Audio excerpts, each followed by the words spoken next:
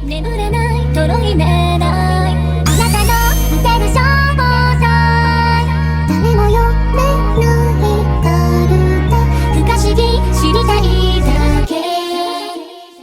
Blazeites, it's me Blazeix and welcome back to Blazeix Reacts. Today, we're going to be reacting to How Strong is the Disney Phantom Troupe. So I saw this video and apparently there's more based on these kinds of videos from this channel, and I decided why not react to it for the entire week because I really didn't have anything planned. I do have other videos planned, but they're a little further, maybe next week, but we'll see. But anyways, I want to see if these would be fun. They might be exciting. So let's get into it. Without further ado, let's get into the reaction. Want to go check out No Operator's channel? The link will be down below. Want to go check out the original video itself? Above. I could go check it out. Let's jump right in. Without further ado, Blazeix Reacts. Let's blaze in action. So artist Darren Z created some of the coolest anime villain cosplays for the best childhood cartoons that ever existed. Oh, they look cold! Last time I asked you who would win in a matchup between the Cartoon Network Akatsuki and the Nickelodeon Espada. And they might be out of order. New challengers to the four-way battle. They might be out of order because I'm just doing random. New key players in the brawl for the best nostalgic kids. So I haven't even touched those videos yet. The Boomerang CP9 and the Disney Phantom Troupe. Just like the last this is the one videos, we're reacting I'll be briefly going over every individual character's strengths, weaknesses, and movesets on the villain roster. Oh snap! Is that Puka? On every minute detail, because if we did, we'd be here for hours dissecting some of these characters. Oh, I know you want that, but no. Hopefully by the end of all of this, we'll be able to have a clear picture as to exactly how strong these Western animation villain organizations are and what each role some of these characters are going to play in the different criminal organizations they're in. With this being part 3 in the series, terms like Toon Force and again, I'm doing this out of order, so are not going to be in detail explained. I will be introducing some new concepts, but if you aren't keen to some of those other ones, I highly recommend you check out the other 2 videos that I've done. If you don't care, or consider yourself a master of the forbidden knowledge and have studied the sacred text to the degree that you feel comfortable, let's just dive right in. Next time, we'll cover their direct opponents, the Boomerang CP9. So don't... No, they kind of cold with it! The Phantom Troupe simply take on their numbered tattoos with no real hierarchy or strength ranking in mind. I think it'll be much more interesting to focus on what kind of Nen user these Disney replacements would be, as well as how they fit into the Phantom Troupe's hobbies of heisting and homicide. First of all, and for those who have seen anime, I have not seen Hunter x Hunter. Wandered into a completely different universe yet again for the 3rd time. Someone needs to look into how many timelines this man has just accidentally destroyed simply by existing where he shouldn't, getting lost in if he was just in JJK, he might have been able to save everybody. This Disney just saying. Phantom Troupe seems to be. I'm surprised the minority hunter Rorona Zoro would even be caught dead in this villain organization to begin with. Seriously though, he's a pirate anyways. Members of the Disney Phantom Troupe, you can see they're one of the most well-rounded groups Darren has drawn for us. For example, one of the first troupe members I want to highlight is going to be Kim Possible, a vigilante hero who's a master of over 16 different martial arts styles. As a secret agent, Kim Possible is able to sneak into high security facilities and military complexes. Let's remember, she's an independent secret agent with little to no that everybody knows. A criminal organization like the Phantom Troupe, and she just gets around places for mass thievery and covert just because. A vigilante like just kind of want to put that out there. And her physical stats are nothing to scoff at in the realm of Hunter x Hunter either. With her many different weapons and gadgets, such as the communicator that acts as a jack of all trades, hacking other technology, tracking and locating objects or human targets, even scanning allies or enemies' vitals for vulnerabilities or injuries. Kim Possible has also wielded things like the lipstick laser that tears through metal or shoots substances from a wristwatch that immediately knock opponents unconscious. But the most dangerous weapon of all is Kim Possible's battle suit that not only drastically amplifies her physical stats to the point she's leaving behind after images, wearing that suit can create large earthquakes in the ground beneath her or catch and reflect that suit is busted. Pure energy as if it's nothing. The battlesuit can repair itself, turn invisible, even fly, and empower its striking strength with its own charged up blue energy, allowing Kim Possible to tackle citywide threats like Shigo, who's a master martial artist herself and has been shown to vaporize average. Let's remember, she does this on a regular basis without the suit. Just tank these supernatural attacks and even go as far as to defeat Team Go, an entire team of superhuman threats. The vigilante hero would probably be some type of emitter or enhancer type hunter and be an essential spider on heist and on the battlefield. The same can be said for another recognizable teenage hero, Jake Long, a boy born to a line of actual Chinese dragons that's able to harness and wield his supernatural dragon powers. If you haven't gone check it out, please go check it out. It's so cool. And also being able to inflict some pretty serious damage himself. As in his dragon form, Jake has accidentally obliterated entire structures just by the shockwaves created from his sneezes, and his foul dragon breath alone is able to make people drop unconscious just by inhaling it, and that's just on accident, as when purposefully using his powers, Jake can conjure large orbs of flames from either his mouth or hands that can explode or melt steel beams. Wait, no, Jake, you couldn't have. Even the general release of fire from Jake's transformation is enough to burn and cause harm to others, showing just how much power resides in a teenage dragon. Being immune to fire himself, Jake can also manipulate the different parts of his dragon body to partially transform and use his claws or tail for attack, conjure large windstorms with just the flaps of his wings, or even wield magical abilities like duplicating himself with chi manipulation. Jake Long would be a much more brutish Phantom Troop member and not really working well behind the scenes or being stealthy. He's much more suited for the front line of combat. As Jake has shown time and time again that despite being a child, he's an exceptional hand-to-hand combatant and is capable he's a of dope great fighter. acrobatic feats. He's just not beating Danny his Phantom. dragon form is also increasing his general awareness of his senses like sight and hearing, so that way it vastly improves Jake's surveillance and reflexes. If Jake Long can defeat the Dark Dragon, the largest supernatural and magical threat to his city and community, he can at least act as a part of the Phantom Troop's muscle as a transmuter or manipulator. Unfortunately though, even in the Disney Phantom Troop, there are some stinkers in the lineup. One of Disney's misses is gonna have to be Kit Buttowsky, who, despite being an absolute menace to his friendly neighborhood and not being I refuse to acknowledge Kit as the weakest member. Potential this kid has shown is on the dodgeball field. I mean, sure, kid kicks a dodgeball so hard it catches on fire, punches one so hard that kid should have been dead, and is able to dodge every single dodgeball while running around the entire gymnasium. It also does not help that he's like smaller than everybody.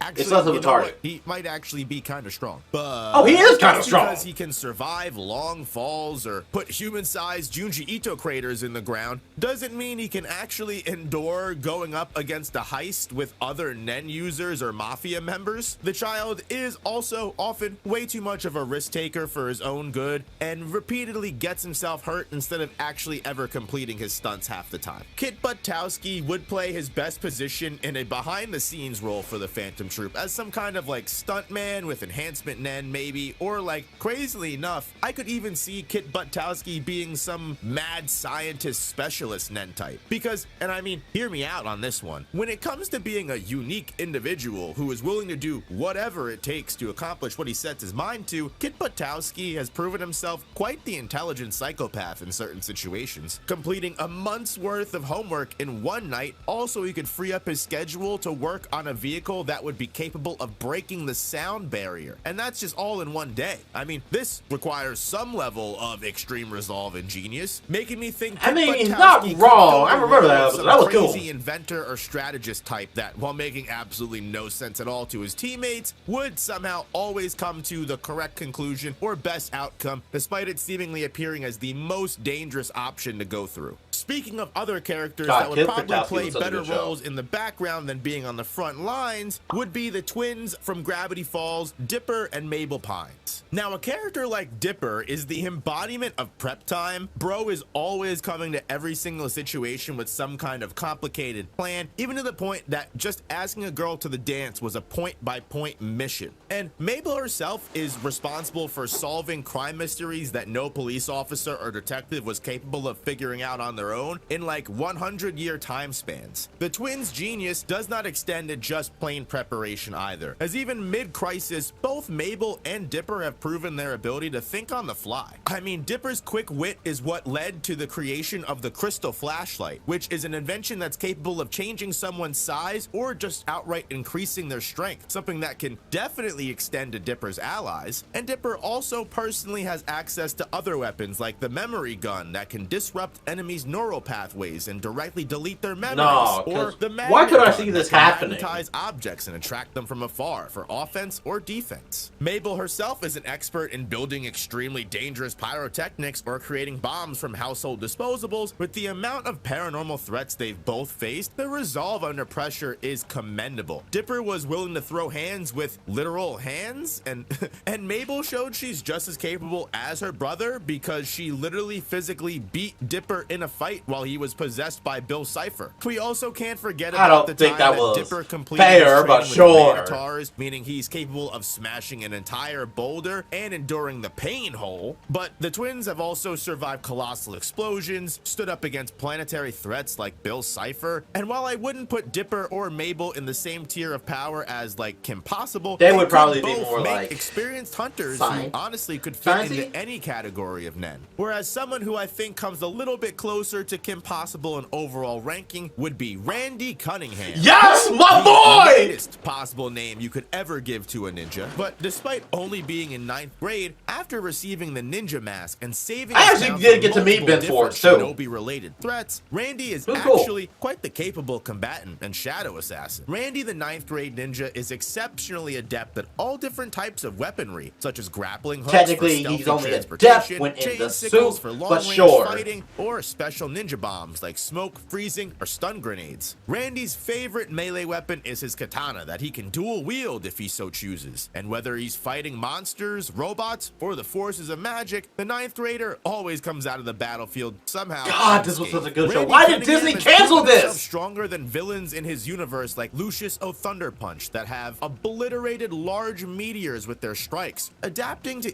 each That one was of a these laser. dangerous threats as they come. That suit was Randy not stopping also has anything. access to multiple different versatile magic spells of his own to aid his assaults in battle. The 9th grade ninja can easily make enemies or even machines for some reason vomit by hitting the correct pressure points, and his heightened ninja senses allow him to fight blindfolded or predict opponents' actions as if he had precognition. To the point, my man has even dodged full-on laser beams I of missed light this when episode. channeling his maximum power. I've seen Randy's all- able to most of launch them, but I colossal missed that one. shockwaves of pressurized air from his punches, or even manipulate the earth around him to split into clones, or summoning giant sandworms that can aid Randy in battle. And at his most powerful, Randy can transform into a rage mode where he gains elemental powers such as Ninja Tengu fireballs that launch and explode on contact with their targets, putting Randy Cunningham in a similar league of town/city saving troop members like Kim and Jake as either a dual enhancer/conjuration type or specialist. However, Honestly, I if can you've see been it. following these videos up until this point, you'll notice that so far none of the Disney Phantom Troop have really been too impressive. They all sit around similar levels of power and they can definitely protect entire cities from villains, but it takes only one big heavy hitter from the other teams and their entire troop is taken out. And you would be right in assuming that if it wasn't for the last 3 duos that I've got to go over on this Disney Phantom Troop list, including the new mastermind of the troop that will be Who is it? replacing Who is it? Lucifer as the Dark Prince of the Spiders. And you'll see right away the 2 power couples of Puka and Garu and Star and Marco from Star vs. the Forces of Evil will heavily inflate the Phantom Troop by a lot. Puka and Garu are the first members to vastly benefit from the Toon Force hack, while Garu expresses himself as a much more serious ninja and tries to rely on his ninjutsu and impressive acrobatics. His yandere girlfriend by force, Puka, is the one that relies on these benefits of reality bending to get by. That Oh, yeah, being because said, Puka I is don't just built like besmirch that. their names too much, as they are both strong ninjas. Even Puka herself is able to dispatch enemies with her physical skills, just like Garu is. And although Puka and Garu take it a step further by effortlessly dodging extreme speed obstacles like lightning bolts or running around the world in in less than a day, the main difference between Puka and Garu is that they are essentially immortal. Garu himself was shown surviving even after being reduced to just a skeleton, and Puka herself almost never takes a single lick of damage despite because all she's the just things built that happen to her, differently. like being crushed by boulders. As a man of honor, regardless of his Toon Force levels of durability, Garu has earned his attack potency and strength respectively through intense training and taking a vow of silence to further prove his dedication to the ninja craft. He's shown the power to So turn that's people why into he's stone, quiet. put himself into illusionary clones, or even transcend to the astral plane. Garu can even manipulate electricity to do things like fly, or even Wait, that doesn't explain why massive Puka's amounts of quiet, though. lightning, so much so that he can disintegrate foes on contract, or generate comparable power to his rival Toby, that was said to create electricity with the power of over 1,000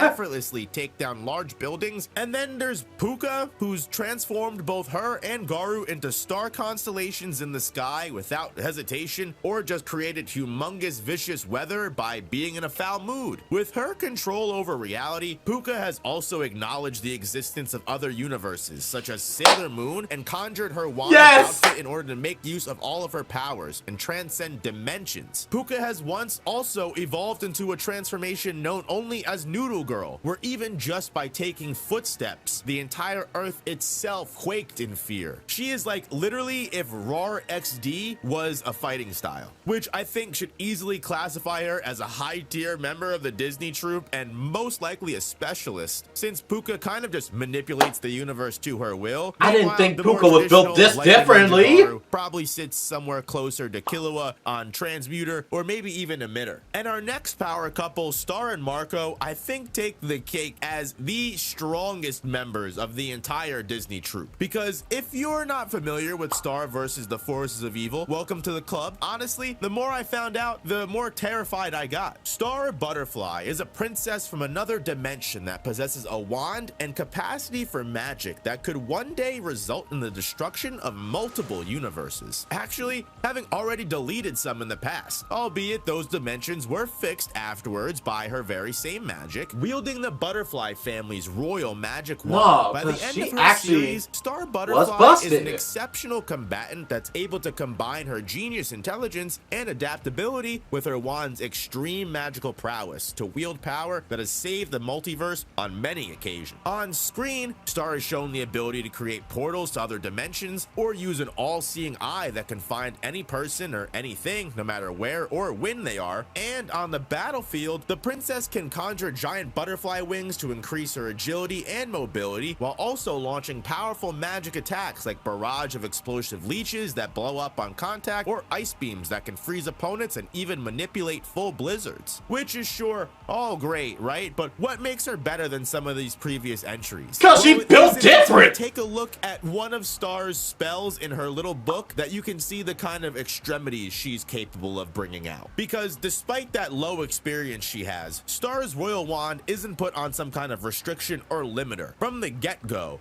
if casted, Star is capable of using magic that caused previous users of the royal wand to just delete all gravity from the realm, and in the same breath conjure a giant lasso that can be powerful enough to wrap around the planet and snap its axis back into place to return gravity. Star has a forbidden magic attack that literally acts like a pseudo Hakai from Dragon Ball Z, destroys a being's existence on the spot. And to take that a step further, the royal wand has spells like Mega Explosive Crystal Laser that tear through entire planets in one cast. There is a legitimate reason that after gifting Star the wand, her mother warns the princess that if released to its fullest potential, a user of the royal wand could probably obliterate the entire universe with a single spell if its magic was abused. And although Star herself would probably never use catastrophic magic like this on ordinary occasions, in a no-holds-barred environment where she needs to meet someone with universe-ending power themselves, I'm sure Star isn't afraid to go as far as she needs to win and save her people. Because as much as she pretends to be a ditzy teenage girl, Star is actually a very smart protagonist. And because she has a wand that literally just lets her do whatever she needs it to, she becomes an insanely dangerous specialist trump card for the Disney troupe. As in they might actually be saved. To deceive an enemy, Star has shown capacity to go against her peaceful nature and take advantages of her opponent's weaknesses, even tricking them like whispering spring a cataclysmic spell into her wand before letting it loose into a castle and letting it self-destruct with a time-bombed explosion that decimated the entire structure in one blast. Star's partner, Marco Diaz, is surprisingly just as capable as Star on the battlefield despite lacking that magical power. As a master martial artist himself, Marco can keep up with Star in a fight directly. I mean, he's agile and I didn't know this before,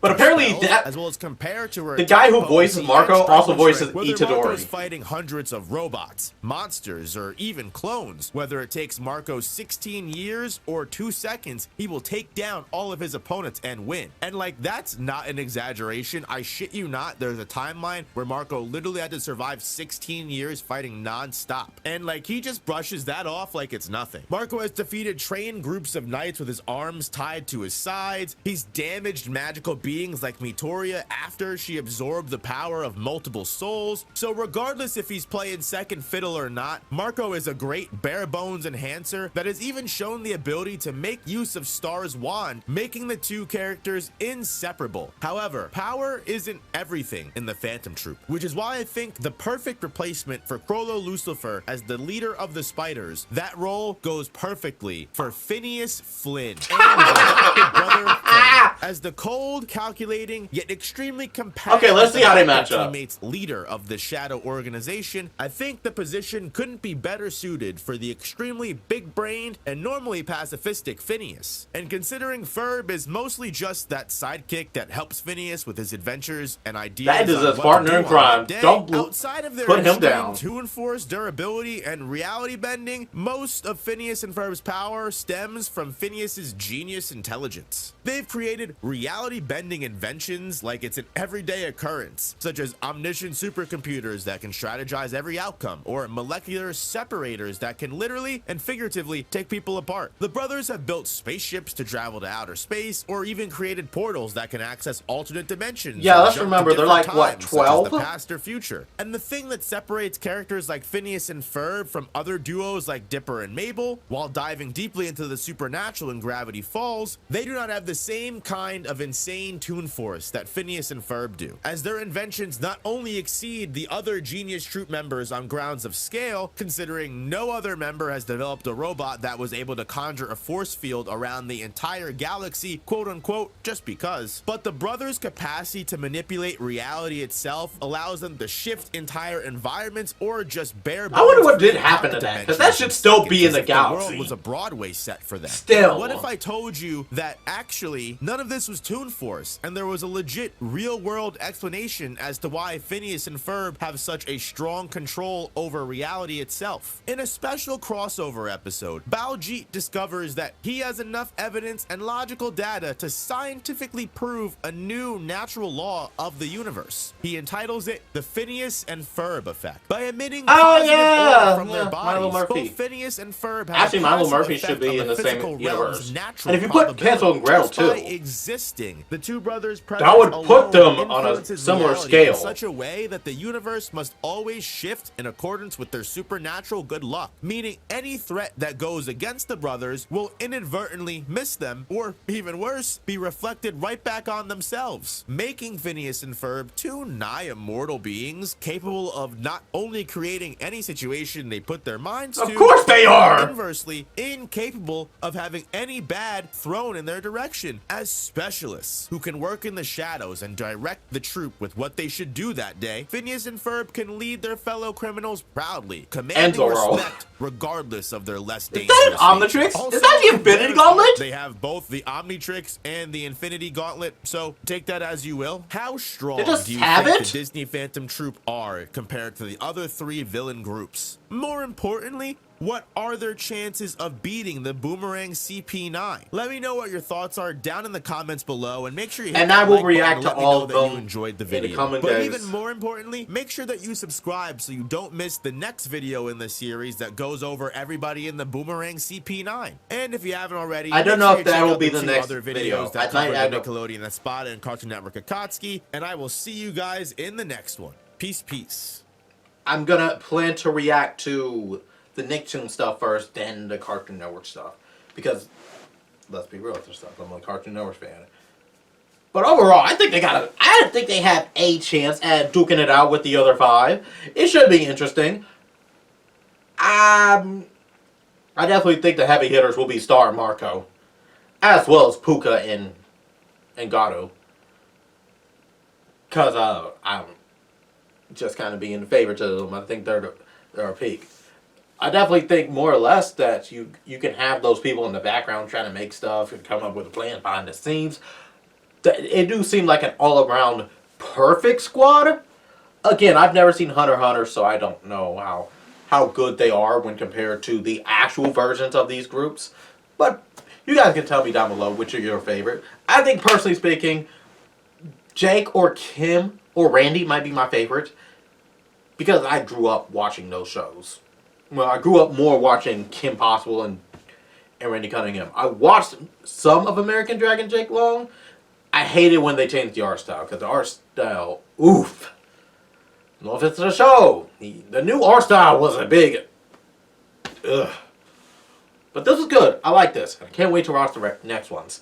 Anyways, I do hope you all enjoy. Be sure to leave a like, add to your favorites, want to see more sports channel videos from this channel, subscribe. I make videos weekly or daily depending on my schedule. Have any questions, reactions whatsoever, leave links to videos down below. Make sure it's something I'd be interested in, like Mario, Sonic, Ben 10, TMNT, or Pokemon, and I would definitely react to it. Our goal is to hit 10,000 subscribers, so help me reach that goal, and you'll get a special video from yours truly. With that being said, I hope you all enjoy. Stay tuned for more videos, and remember, many hearts never apart. Live my Blazing Knights, Blazeix, blazing out! Until next time, take care.